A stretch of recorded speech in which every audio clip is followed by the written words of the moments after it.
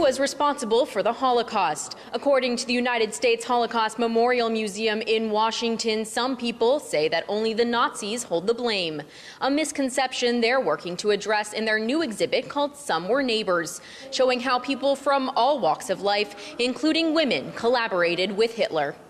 Susan Bachrach curated this special exhibit. She says the museum hopes to show how everyday civilians contributed to the Holocaust in countless ways, large and small. The exhibition, Some Were Neighbors, really aims to get people to think in ways that aren't just black and white about everything, because there are some very popular conceptions about this history.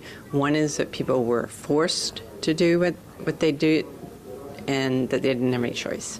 This exhibition tries to show that people did have choices in a number of situations. Bachrach says these questions still hold great relevance today, both to large-scale humanitarian crises and in everyday encounters where individuals need to consider going against the crowd.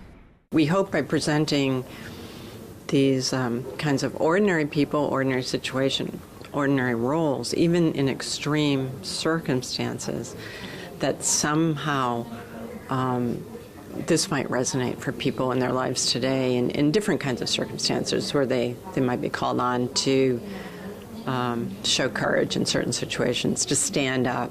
Dr. Wendy Lauer, the author of the newly released Hitler's Furies, German Women in the Nazi Killing Fields, is an exhibition advisor who has spent years combing through archives of German documents. She has focused on the role women played in perpetrating the Holocaust. There are, as I said, 13 biographies, witnesses, accomplices, perpetrators.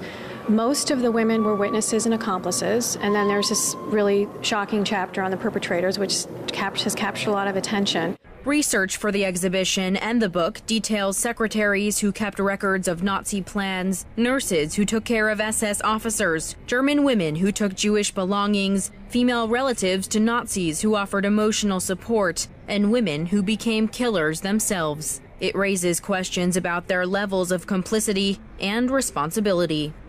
Once you kind of take the Holocaust out of the confines of these gassing centers and you put it into these communities, open air settings, then suddenly the notion of witnessing, of participation, complicity, it takes on all these other dimensions. The Holocaust Museum says the exhibit has received particularly strong praise from teachers, seeking ways to communicate and debate complex ideas about moral responsibility.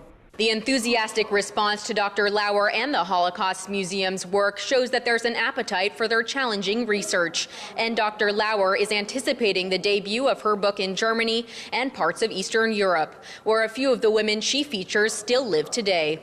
I'm Rebecca Foster for JN1 in Washington.